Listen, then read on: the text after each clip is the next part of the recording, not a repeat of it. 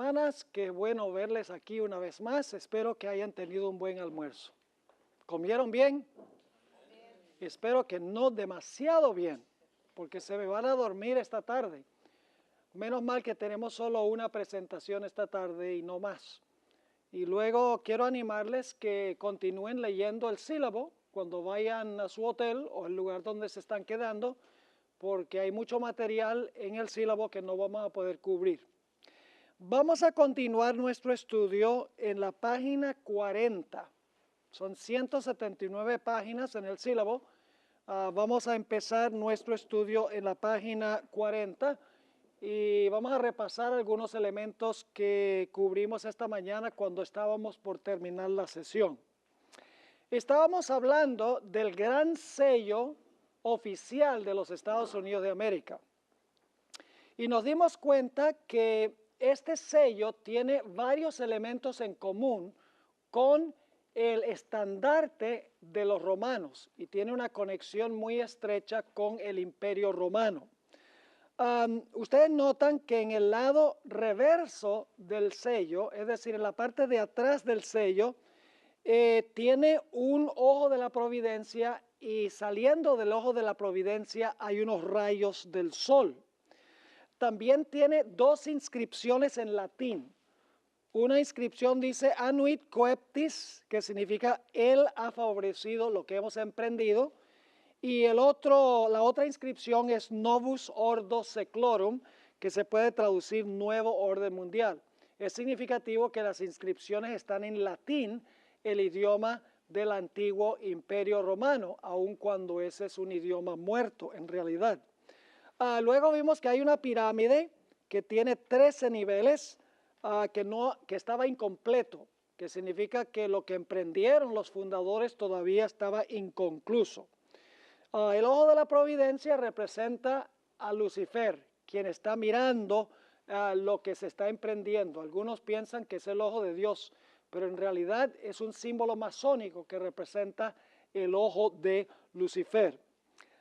También nos dimos cuenta que aparece el año 1776 en números romanos, significativo nuevamente porque en la época de los fundadores se usaban números arábigos. Y luego el número 13 es predominante también en los dos lados del sello. El número 13 es un número que tiene vínculos ocultistas, según los que han estudiado el significado de los números. Ahora, no solamente el gran sello tiene símbolos que son afines a los símbolos que había en la Roma antigua, sino que también hay varias banderas que tenía los Estados Unidos en la época de las guerras de la independencia y posteriormente, que tienen también la misma idea del águila y del sol combinado con el águila. Mencionaba esta mañana que después de las guerras de independencia, la palabra ejército resultó desagradable y repugnante para el pueblo americano. Y por lo tanto decidieron llamar a los ejércitos con la palabra legiones, que es el mismo nombre que se le daban a los ejércitos de la Roma antigua. Es interesante también que el general Knox, uno de los generales que dirigió las guerras de independencia de los Estados Unidos, estableció la legión, que es el ejército de esa época, y sugirió que se hiciera una bandera de tamaño muy grande, es decir, tamaño de la vida real del águila, que se llamaría el estandarte de la legión. Este estandarte, ustedes tienen en la ilustración que yo repartí, contiene un águila de tamaño natural y era muy semejante al águila que se encontraba en los estandartes de las tropas o de las legiones romanas. Esto demuestra que el águila de los Estados Unidos se adquirió mayormente como resultado del estandarte que se encontraba entre las legiones romanas. Esa bandera nunca se fabricó, pero la idea la compartió el general Knox y la idea demuestra que había vínculos con el Imperio Romano antiguo. Pero sí se fabricó una bandera semejante a esa en 1791, que se conoció como el estandarte de la Legión, y la bandera tenía una águila con las alas extendidas, la cabeza virada hacia la derecha, flechas en sus garras y los rayos del sol que refulgían de su cuerpo. Ustedes también tienen esa ilustración entre las que yo les repartí. No solamente por las banderas y por los sellos y por el idioma y por los números romanos se halla ese vínculo entre los Estados Unidos, los emblemas de los Estados Unidos y los emblemas de la Roma antigua, sino cuando uno va a Washington, D.C., la capital de los Estados Unidos, uno encuentra que la arquitectura en Washington es una arquitectura romana. Además de eso, la ciudad está llena de monumentos a sus próceres y a sus héroes. Cuando uno mira las inscripciones y las fechas, muchas de las inscripciones y fechas están en números romanos y en letras romanas. La Cámara Alta del Congreso se llama el Senado y sus representantes se llaman senadores. Esa es terminología que viene directamente de la Roma antigua. Es decir, debemos nosotros tomar en cuenta que la idea del águila y el sol la adquirió los Estados Unidos directamente de los emblemas que había en el estandarte del Imperio Romano. Ahora, al pie de la página 41 encontramos un detalle muy interesante, una silla especial que se preparó para la Convención Constitucional que se realizó en el año 1787. Ahora, quiero leerles una cita de Whitney Smith, un experto en el significado de las banderas, a donde él habla del significado del sol en las insignias de las naciones. En la página 314 de su libro, Flags o Banderas, explicó lo siguiente. En un gran número de países, el sol se asocia no tanto con la independencia, sino con las promesas que trae el amanecer de un nuevo día. Es decir, el sol significa que está amaneciendo un nuevo día cuando se encuentra en los emblemas de las diferentes naciones.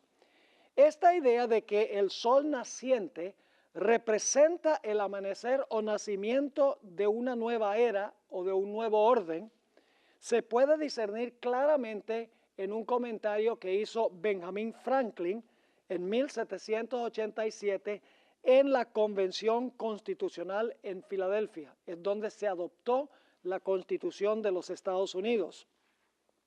Encontramos que George Washington, quien presidió la Convención Constitucional, se sentó en una silla que había sido preparada para la ocasión. Se conoce como la silla del sol naciente. Esa silla todavía está allá en Filadelfia. Ustedes pueden visitar el lugar donde se ratificó la Constitución de los Estados Unidos y ahí van a ver la silla con este emblema que voy a mencionar a continuación.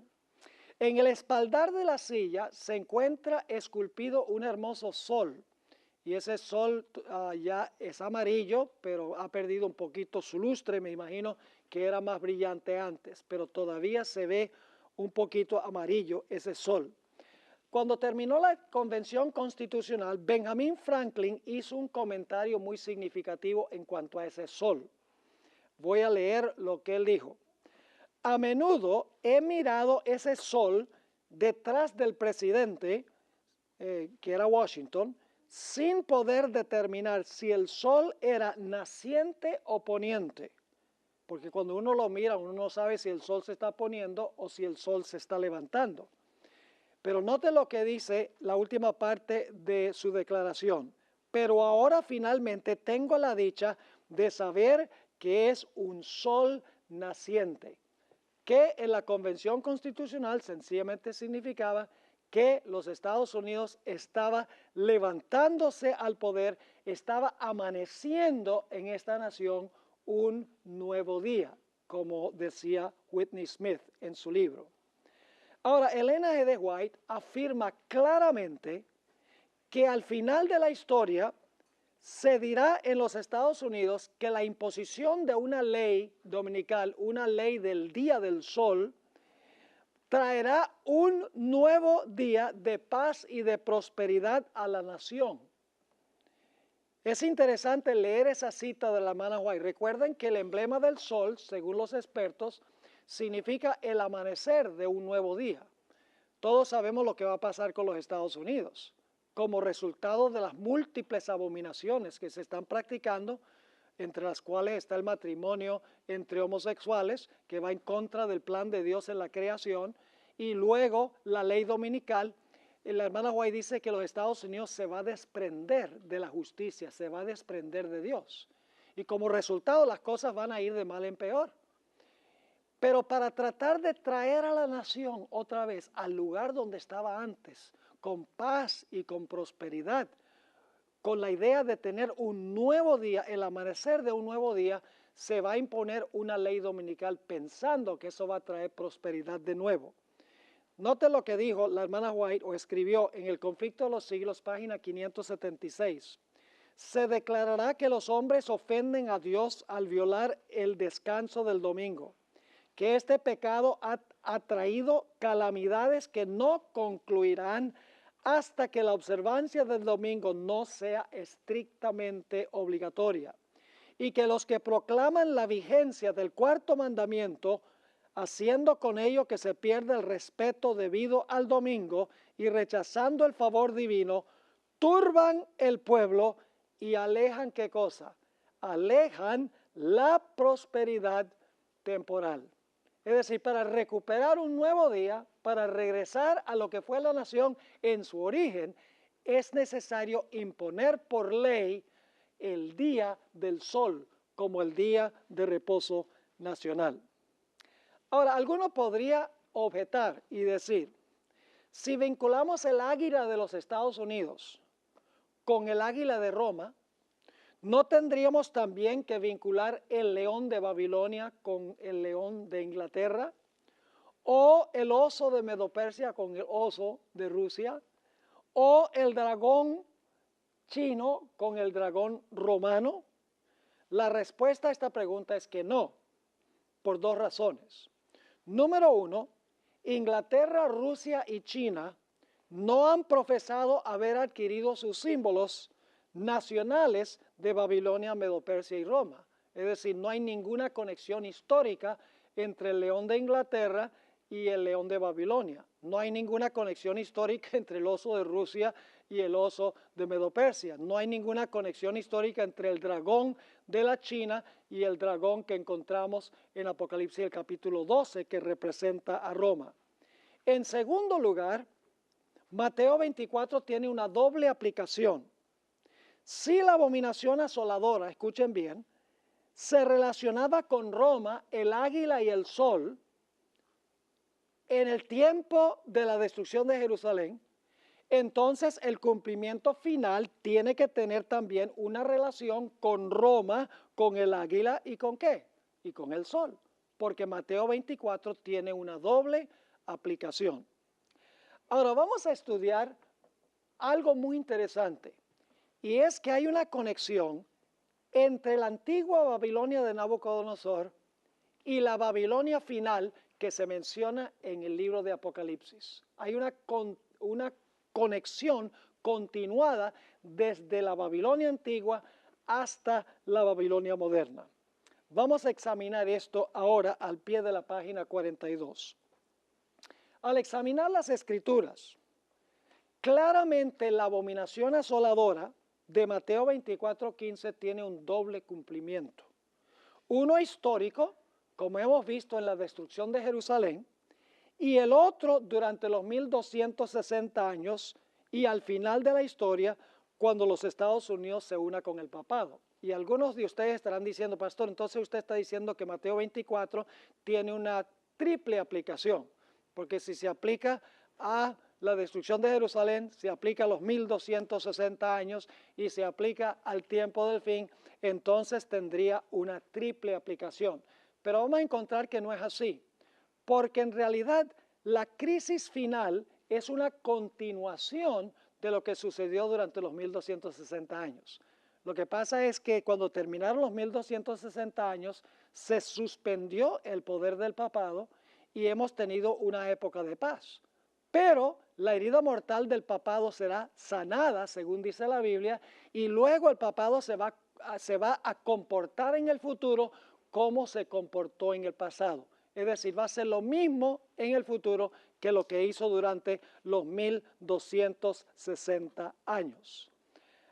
Ahora, vamos a continuar aquí. Un examen cuidadoso de Daniel 11:31, Daniel 12:11 y Apocalipsis 11:1 y 2 confirma sin lugar a dudas que la expresión abominación asoladora se refiere a la nefasta obra de Roma papal durante los 1260 años. No tenemos tiempo de estudiar esas profecías, pero esas profecías mencionan los 1260 años. Es decir, el papado durante ese tiempo colocó la abominación asoladora. Pero quiero que noten el siguiente párrafo que es muy importante. Esta nefasta obra continuará al final de la historia cuando el papado resucite de su herida mortal. Ahora viene un párrafo muy importante, voy a tomar tiempo para explicarlo porque es de vital importancia. En Apocalipsis 17, 4 y 5 se menciona la ramera papal como llena de ¿qué? Llena de abominaciones. Y luego en Apocalipsis 17, 16, en el mismo capítulo, se describe el momento en que los reyes de la tierra dejarán a la ramera asolada. ¿Ven las dos palabras claves? Las dos palabras claves que ya estudiamos. Se encuentra en primer lugar, la ramera practica abominaciones y luego dice que va a llegar el momento en que los reyes de la tierra la van a dejar ¿qué? La van a dejar asolada. Abominación del asolamiento que hemos visto en la profecía de Mateo, el capítulo 24.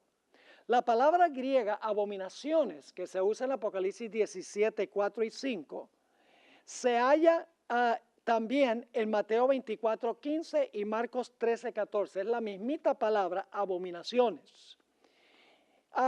Ahora, quiero que noten también que la palabra asolada, que la ramera quedará asolada, es la misma palabra que se usa en Mateo 24, 15 y Marcos 13, 14, a donde habla del asolamiento. Es decir, que el cumplimiento final de lo que encontramos en Marcos 13 y Mateo 24 es cuando la ramera practique sus abominaciones y finalmente será asolada. La abominación del asolamiento, por así decirlo. Ahora, es un hecho histórico muy bien documentado que la Roma papal recibió su poder, su trono y gran autoridad de Roma pagana por intermedio de la iglesia de Pérgamo. Es decir, el puente entre Roma pagana y Roma papal es Pérgamo. La iglesia de Pérgamo es la iglesia de Constantino. Ustedes saben que Constantino fue el que hizo la transición del imperio romano pagano y Constantino introdujo muchas de las ideas del paganismo al papado. Es el puente, en otras palabras, entre Roma pagana y Roma papal. Y que además Roma papal recibió su día de reposo ¿de quién? De parte de Roma pagana en los días de Constantino. Hasta el día de hoy, el papado católico romano toma como su insignia o señal de autoridad el venerable Día del Sol. Y les leo una cita de C.F. Thomas, el canciller de un cardenal de la Iglesia Católica, el cardenal Jaime Gibbons, donde él dice, en cuanto al cambio del sábado, desde luego que la Iglesia Católica declara que el cambio fue acto suyo. Y el acto, es decir, el acto de cambiar el día, es una marca de su poder eclesiástico y de su autoridad en asuntos religiosos. Así que, ¿cuál es la marca o señal de autoridad que tiene el papado? El domingo. ¿De dónde adquirió el día del sol el papado? Lo adquirió de Roma pagana. Ahora, vamos a nuestra siguiente sección. continúa la cadena, el vínculo entre el papado y el protestantismo apóstata. El protestantismo apóstata, que son las hijas de la ramera o la imagen de la ramera, heredó del papado esta apostasía del día del sol. Es decir, el protestantismo en el siglo XVI no fue capaz de despojarse del domingo como día de reposo, porque dijeron, está demasiado arraigado, no vamos a poder cambiar la mentalidad de la gente para que todo el mundo guarde el sábado. Es imposible porque el domingo está demasiado arraigado. Así que los protestantes recibieron el domingo de parte del papado, de parte de la autoridad de la madre ramera. Pero la profecía nos indica que el protestantismo apóstata no solo acepta la autoridad de la madre ramera al guardar el domingo, sino que también impondrá bajo el peso de la ley y al mundo entero esta marca de la autoridad de la madre, que se conoce como la marca de la bestia. Por medio de la ayuda de los Estados Unidos de América, la nación que tiene el águila y el sol en su estandarte, por así decirlo, el papado establecerá la abominación asoladora en el terreno sagrado de la iglesia, a donde no debería estar, y rodeará, por así decirlo, a todo el mundo, como sucedió en la época de la Jerusalén literal.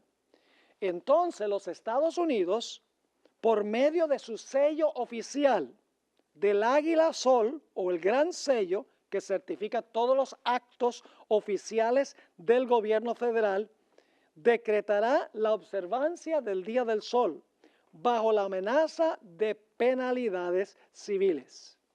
Al ver esta señal de apostasía, al igual que los discípulos antes de la destrucción de Jerusalén, los sellados de Dios que observan el sábado huirán, y luego la apostasía nacional, que es la abominación, de los Estados Unidos llevará a la ruina nacional, que es la que, la desolación. ¿Ven? Abominación que causa desolación. Esta abominación asoladora, levantada por los Estados Unidos al reflejar el error católico de la santificación del día del sol, causará al fin la destrucción del mundo, simbolizada por el sitio y la destrucción de Jerusalén por los romanos.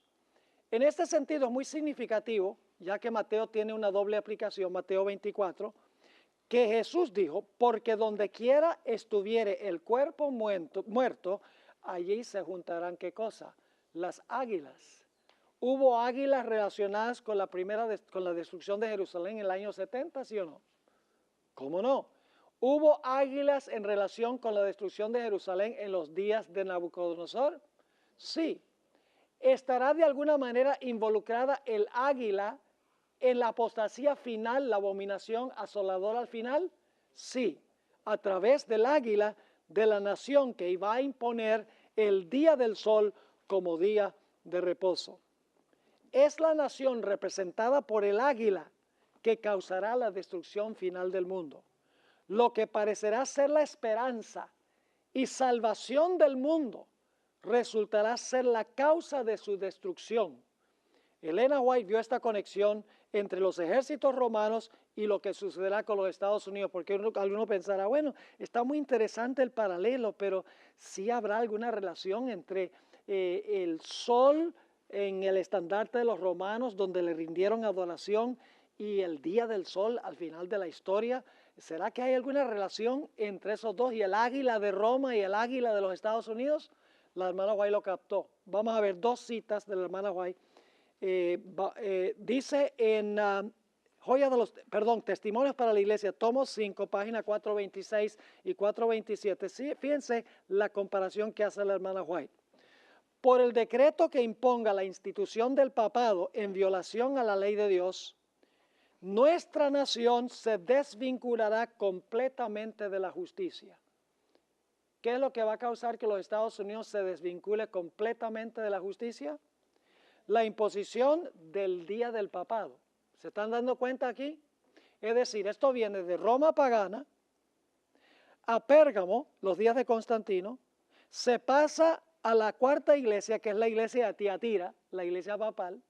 La iglesia papal se lo traspasa a quienes, a los protestantes en el siglo XVI, y eso se transporta, vamos a ver, a través de los puritanos a los Estados Unidos de América, y se conserva hasta el tiempo cuando se aprueba la Constitución de los Estados Unidos. Sigue diciendo la sierva del Señor: cuando el protestantismo extienda la mano a través del abismo para asir la mano del poder romano, cuando se incline por encima del abismo para darse la mano con el espiritismo, cuando bajo la influencia de esta triple unión nuestro país repudie todo principio de su constitución como gobierno protestante y republicano y haga provisión para la propagación de las mentiras y seducciones papales, entonces sabremos que ha llegado el tiempo en que se verá la asombrosa obra de Satanás y que el fin está cerca. Y luego noten el siguiente párrafo. Como el acercamiento de los ejércitos romanos, fíjese a dónde va la hermana White para explicar esto que va a pasar en el tiempo del fin. ¿A dónde regresa? A Roma, a la destrucción de Jerusalén. Como el acercamiento de los ejércitos romanos fue para los discípulos una señal de la inminente ¿qué? Destrucción de Jerusalén, que es la desolación. Esta apostasía, la apostasía tiene que ver con la observancia del día del sol. Esta apostasía, dice ella, podrá ser para nosotros una ¿qué? ¿Recuerdan cuál fue la señal cuando Jerusalén iba a ser destruida? Los estandartes romanos con un águila y un ¿qué? Y un sol. Interesante. La hermana White dice aquí que lo que va a ser la señal es nuevamente el día del sol. Sigue diciendo, esta apostasía podrá ser para nosotros una señal de que se llegó al límite de la tolerancia de Dios, de que nuestra nación colmó la medida de su iniquidad y de que el ángel de la misericordia está por emprender el vuelo para nunca volver. Y luego quiero que noten el siguiente paso que menciona la hermana White. ¿Han notado ustedes en Mateo el capítulo 24 que inmediatamente después de la abominación asoladora dice, luego viene el tiempo de angustia cual nunca se ha visto? En Mateo 24 viene la abominación asoladora y luego entonces viene la tribulación, la gran tribulación. Ahora fíjense el siguiente paso que menciona la hermana White. Dice lo siguiente: los hijos de Dios se verán entonces sumidos en aquellas escenas de aflicción y angustia, ¿de quién? De Jacob. ¿Está presentando la hermana White el mismo orden? ¿Cómo no? Sigue diciendo, ascienden al cielo los clamores de los fieles y perseguidos. Y como la sangre de Abel clamó desde el suelo, hay voces que claman a Dios desde la tumba de los mártires, desde los sepulcros del mar, desde las cuevas de las montañas, desde las bóvedas de los conventos. ¿Hasta cuándo, Señor santo y verdadero, no juzgas y vengas nuestra sangre de los que moran en la tierra? Según la hermana White, ¿hay alguna conexión entre los estandartes romanos que tenían un águila y sol y lo que va a ser los Estados Unidos? Claramente que sí. Ahora, la segunda cita se encuentra en el tomo 5 de los Testimonios, página 439. Y aquí es explícita la conexión. Dice, no es ahora tiempo para que el pueblo de Dios fije sus afectos o se haga tesoros en el mundo. No está lejano el tiempo en que, como los primeros discípulos, seremos obligados a buscar refugio en lugares desolados y solitarios. Ahora viene la comparación. Así como el sitio de Jerusalén por los ejércitos romanos fue la señal para que huyesen los cristianos de Judea, así la asunción de poder por parte de nuestra nación con el decreto que imponga el día de descanso papal será para nosotros una amonestación. Entonces será tiempo de abandonar las grandes ciudades y prepararnos para abandonar las menores en busca de hogares retraídos en lugares apartados entre las montañas. ¿Están viendo el paralelo?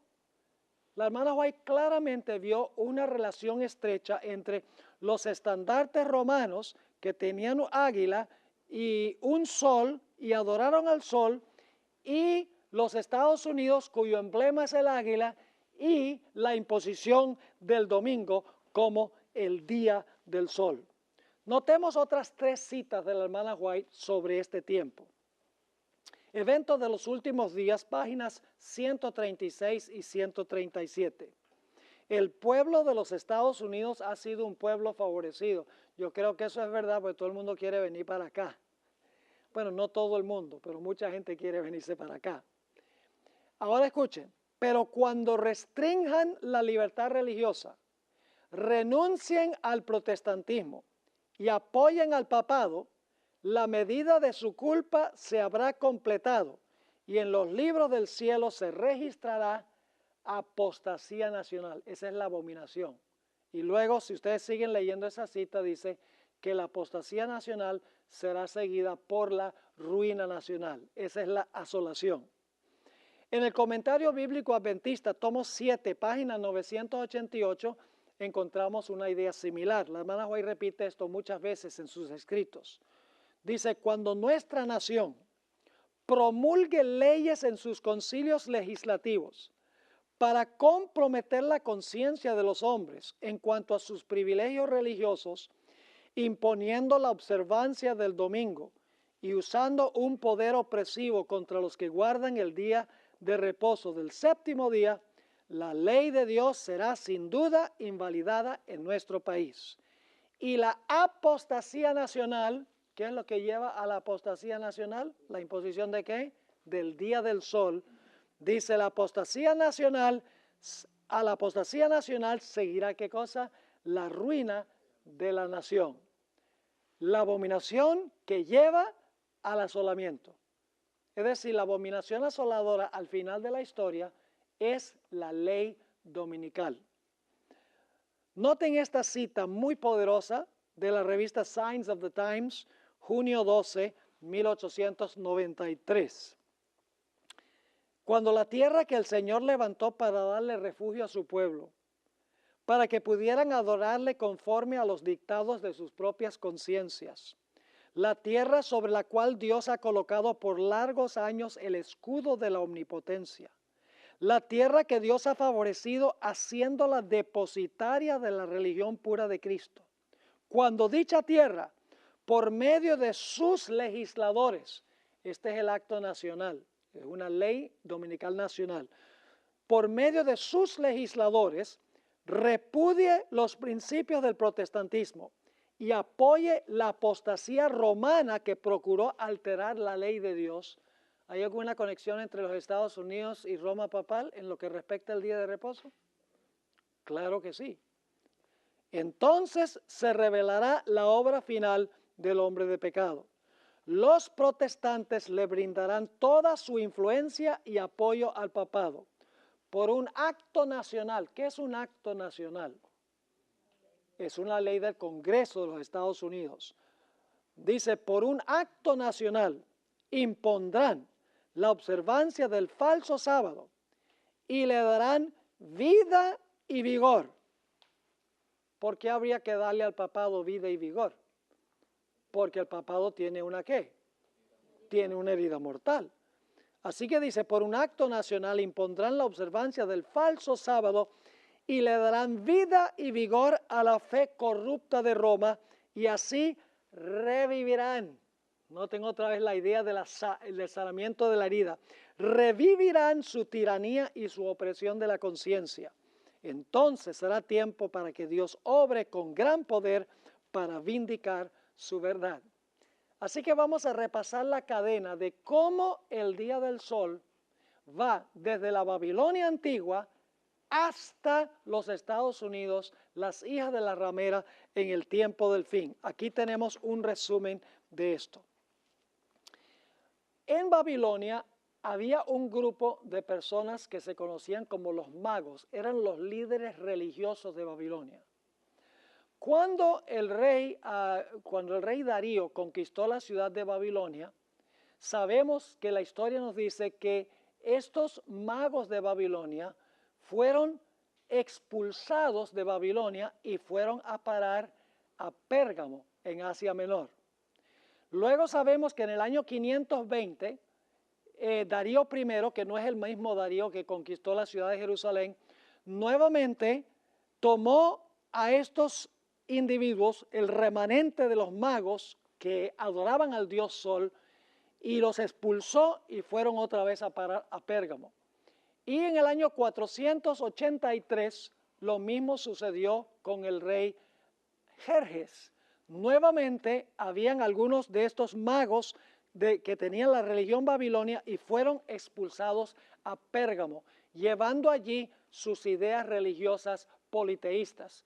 Yo no sé si ustedes están al tanto, pero Ciro y Darío no eran politeístas. Ellos eran monoteístas. Ellos creían en un Dios verdadero, mientras que estos sacerdotes, estos magos, eran politeístas, adoraban al dios Sol Marduk y por lo tanto fueron expulsados en varias etapas a lo que fue la Babilonia antigua, la Babilonia del rey Nabucodonosor, que había establecido Nabucodonosor. Y luego fueron a parar a Asia Menor, a Pérgamo. Ahora, como ya hemos visto, en una campaña militar en Asia Menor, en el año 63, el general Pompeyo adoptó al dios Mitra como el dios de las legiones romanas. Y lo interesante es que el dios Mitra era un dios que se encontraba en Pérgamo, en Asia Menor. En realidad era el dios que en el cual creían los sacerdotes, estos paganos que fueron expulsados de la Babilonia antigua. Es decir, que a través de Pérgamo, en el Antiguo Testamento, la apostasía de la antigua Babilonia de adorar al dios Sol fue transferido a la Babilonia de Roma, por así decirlo. Luego, en la primera parte del siglo II, los padres eclesiásticos comenzaron a celebrar el domingo en honor a la resurrección de Jesús, sin ningún apoyo bíblico.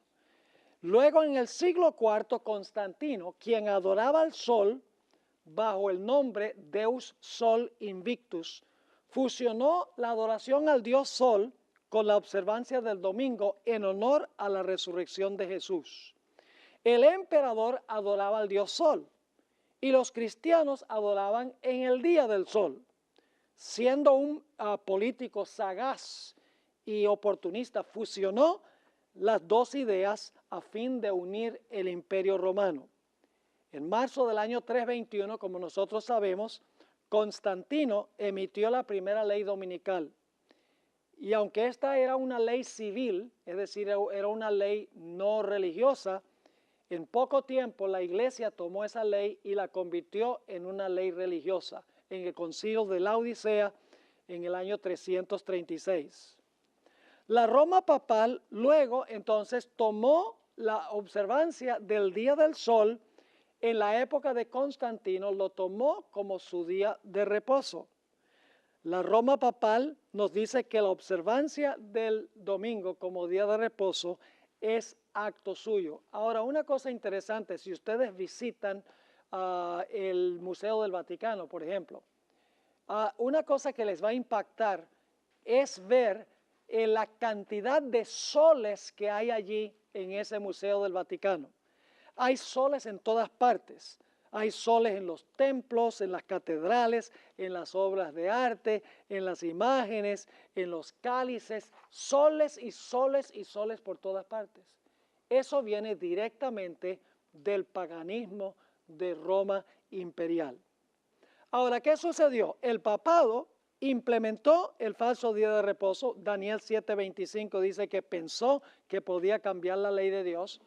En el siglo XVI nacieron de la Roma papal las sectas protestantes y no pudieron despojarse completamente de todas las herejías de Roma papal. Por ejemplo, siguieron creyendo que el alma del hombre es inmortal, siguieron creyendo que el domingo es el día de reposo. Es decir, que Roma papal le entregó al protestantismo ese legado del día apóstata, el día domingo, como el día de reposo. Así es que a través de los protestantes que vinieron de Europa, los puritanos que vinieron acá, ustedes saben que se celebra Thanksgiving para recordar el tiempo cuando vinieron los puritanos, ellos eran firmes observadores del domingo. De esa manera la observancia del domingo se transfirió del protestantismo en Europa al protestantismo en los Estados Unidos. Y en la época colonial había leyes dominicales estrictas. En 3 de las 13 colonias, si una persona no iba a la iglesia el domingo, se le multaba o se le encarcelaba, se le confiscaban sus bienes, y por lo menos en 3 de las colonias había un decreto de muerte contra los que no asistieran a la iglesia los domingos. Había leyes dominicales estrictas en la América colonial del año 1620 hasta el tiempo que se ratificó la Constitución de los Estados Unidos. Es decir, se había transportado el domingo como día de reposo de Europa a la América colonial y se estaba implementando estrictamente. Así es que la observancia del domingo se transmitió de la antigua Babilonia a Pérgamo, a Roma pagana, a través de Roma pagana a la iglesia de Pérgamo, la iglesia de Constantino, y luego de allí se transfirió a la iglesia católica romana. De allí se transfirió a las sectas protestantes que nacieron del papado, y entonces cuando los puritanos vinieron a los Estados Unidos, trajeron ese día de reposo a América. Es decir, en una cadena continuada se transfirió el domingo como día de reposo desde la Babilonia antigua hasta los Estados Unidos de América, a donde nosotros vivimos hoy. Y por eso es más que interesante que a Roma se le denomina Babilonia. Pedro se refirió a Roma como Babilonia, porque Roma heredó la religión de Babilonia. Según Apocalipsis 13:11 y el espíritu de profecía, los Estados Unidos repudiará su constitución y volverá a obligar a los ciudadanos a observar el domingo como ocurría en la época de la colonia. Algunos afirmarán que esto no es posible, pero hay señales que indican que así será. En la próxima lección ustedes pueden leer la evidencia. Los Estados Unidos, según la profecía, recibirá el apoyo del papado e impondrá el domingo por ley. Así es que hará una imagen de la primera bestia e impondrá su marca. Este proceso se contempla en Apocalipsis 13, el versículo 3 y el versículo 11. El dragón, quien adquirió el día del sol de Babilonia por intermedio de Pérgamo, le dio su trono, poder y autoridad a la bestia por medio de la iglesia de Pérgamo. Y luego el falso profeta actuará por autoridad de la bestia, haciendo una imagen de ella. La ley dominical será sellada con el gran sello de los Estados Unidos que adquirió de Roma y que contiene un águila y un sol. ¿Están entendiendo lo que estamos diciendo? Ahora, algunos se preguntarán, Pastor Bor, ¿es lo mismo adorar el sol que adorar en el día del sol? En principio, mis hermanos y hermanas, es lo mismo, en principio. A menudo le pregunto a la gente, ¿quién creó el sol? La respuesta es inmediata, Dios creó el sol. Luego hago una segunda pregunta, ¿creó Dios el sol como objeto de adoración? Y la respuesta inmediata es, no, no creó el sol como objeto de adoración. Y luego les hago una tercera pregunta. ¿Qué sucede si usted convierte el sol en un objeto de adoración? ¿Cómo se llama eso? Inmediatamente viene la respuesta, esto sería ¿qué? Idolatría. Y luego hago otra serie de 3 preguntas. ¿Quién creó el primer día de la semana? La respuesta viene inmediatamente, Dios, porque Dios creó el tiempo de cada día. Luego hago una segunda pregunta. ¿Creó Dios el primer día de la semana como día de adoración? La respuesta inmediata es no, Dios no creó el el primer día de la semana como día de adoración. Y luego entonces hago una tercera pregunta. ¿Qué sucede si usted convierte el primer día de la semana en un día de adoración cuando Dios no lo hizo como día de adoración? La respuesta tendría que ser ¿qué cosa? Eso sería idolatría. No importa si es un objeto o si es un día. Cualquier cosa que el hombre haga para la adoración, que Dios no creó para la adoración, es ¿qué cosa? Idolatría. Así que no importa si se adora al sol o si se adora en el día del sol, el principio es el mismo. Se está siguiendo tradiciones humanas, el hombre está creando algo para la adoración que Dios no creó para la adoración. Ahora, en el libro de Apocalipsis se presenta la misma secuencia de eventos que nosotros encontramos en Mateo 24, en términos generales. En el libro de Apocalipsis, ¿cuántos grupos va a haber al final de la historia, al puro final de la historia? Va a haber 2 grupos. ¿Cómo se identifica uno de esos grupos? ¿Qué tendrá en la frente? El sello de Dios. El otro grupo, ¿qué tendrá en la frente o en la mano derecha? Tendrá la marca de la bestia. Cuando todas las personas hayan escogido o el sello de Dios o la marca de la bestia, el próximo evento, ¿qué va a ser? El cierre de la puerta de la gracia. Y luego, ¿qué viene después de cerrarse la puerta de la gracia? Ustedes lo tienen en su sílabo. ¿Qué sucede? La gran tribulación. Y luego, cuando termina la tribulación, en Mateo 24, ¿qué es lo que viene cuando termina la tribulación? Después de la tribulación de aquellos días, hay señales en el sol, la luna y las estrellas, y Cristo regresa. Yo pregunto, ¿en Apocalipsis tenemos nosotros la misma secuencia que lo que tenemos en Mateo 24? Sí.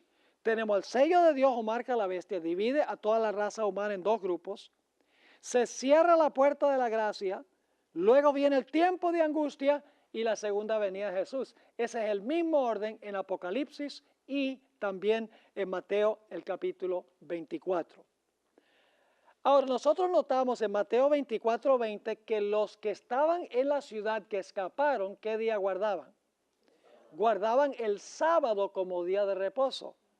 ¿Qué día creen ustedes que van a guardar aquellos que huyen al final de la historia? Pues tiene que ser también el sábado como día de reposo. Estados Unidos, así como el Israel antiguo, fue escogido por la providencia divina para cumplir la misión de proteger y esparcir la verdad en todo el mundo. Esta nación no es cualquier nación.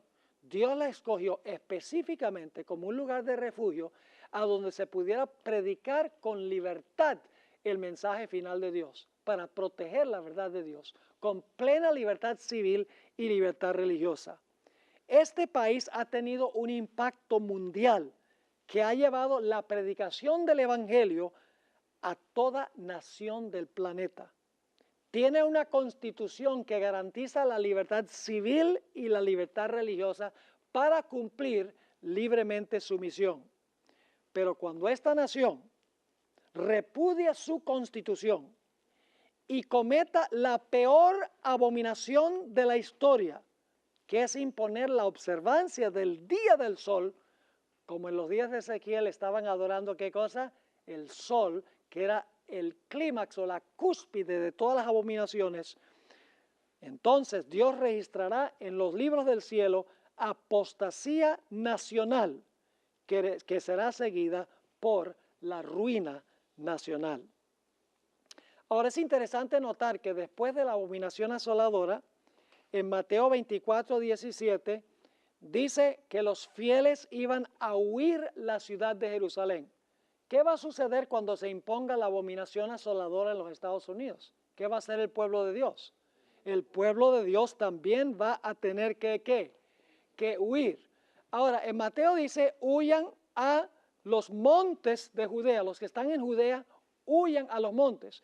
Y algunas personas podrían decir, ve, esto se aplica solamente a los judíos literales, porque dice que los que están en Judea huyan a los montes. Nosotros hoy en día no vivimos en Judea.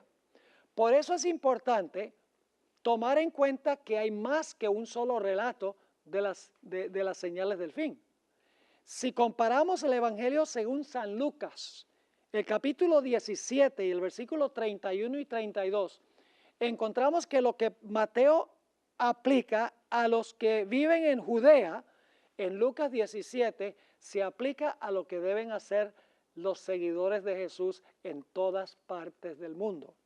En Lucas 17, 31 y 32, dice, en aquel día, y está hablando de la segunda venida porque menciona los días de Noé, menciona los días de Lot, así será la venida del Hijo del Hombre. Dice, en aquel día, el que esté en la azotea y sus bienes en casa, no descienda a tomarlos. Y el que en el campo, asimismo, no vuelva atrás. ¿Encontramos eso en Mateo? Está en Mateo, pero ahí dice en Judea. Aquí está hablando de qué cosa, del mundo. Es decir, Mateo 24 tiene una doble aplicación. Y luego en el versículo 32 dice, acordaos de qué, de la mujer de Lot. ¿Cuál fue el problema con la mujer de Lot? El problema con la mujer de Lot es que ella salió de Sodoma, pero Sodoma no había salido de ella. Y se convirtió en una columna de sal, según la Biblia.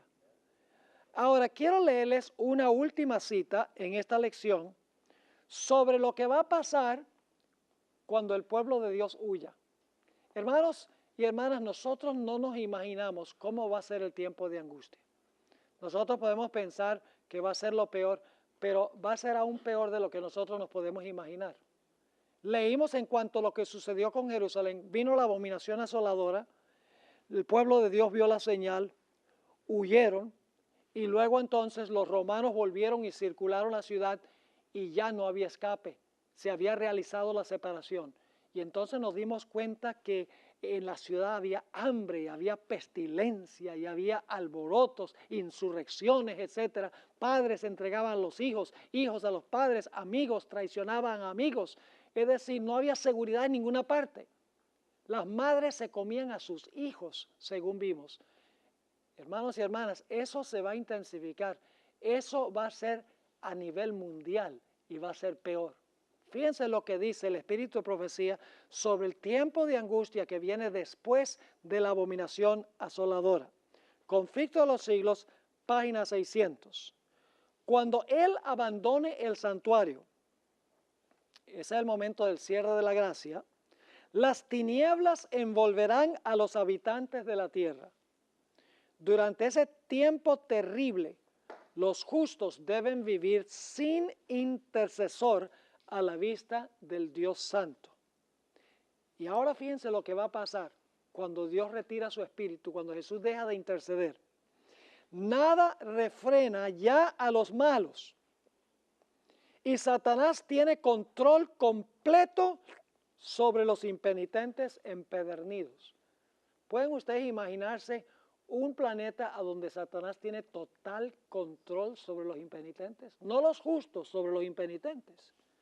Sigue diciendo la sierva del Señor, el mundo ha rechazado su misericordia, despreciado su amor y pisoteado su ley. Los impíos han dejado cumplir su tiempo de gracia.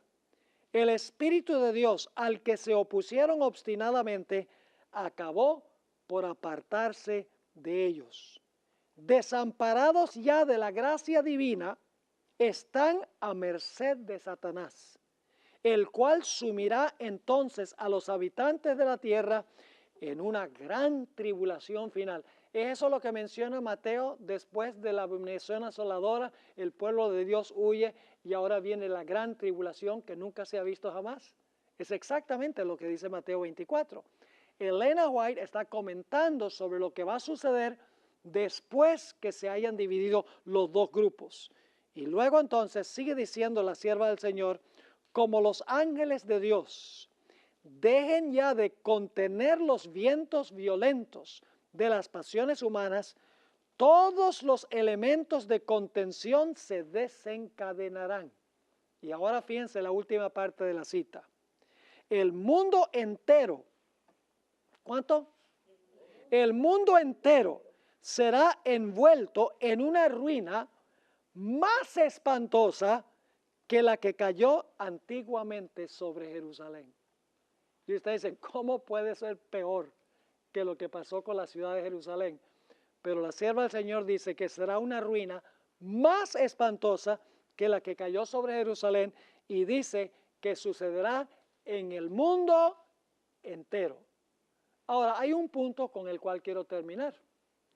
Algunos me acusan a mí y a otros cuando hablamos de la gran tribulación y lo terrible que va a ser. Dice eso es para asustar a la gente. Mis hermanos y hermanas, esto no es para asustar a la gente, es para que nosotros nos preparemos para pasar por ese periodo. Porque va a ser el periodo más terrible en la historia del planeta Tierra. Y son los que tienen una conexión vital con Jesús a través de la oración, a través del estudio de la Biblia y el testimonio de su vida, van a poder pasar victoriosamente por ese periodo. Y permítame mencionar que en ese tiempo de angustia, Cristo no va a interceder por los pecados, pero Cristo sí va a estar aquí para proteger a sus hijos. Porque si Jesús no estuviera aquí, nadie sobreviviría. Satanás aniquilaría a todos. Lo que va a suceder es lo que pasó en los días de Job. Job perdió todo apoyo humano. No le quedó nada sino la vida.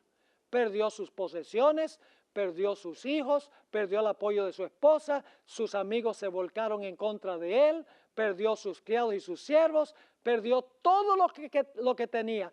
Quedó en la calle, por así decirlo, como la viuda de la parábola que contó Jesús.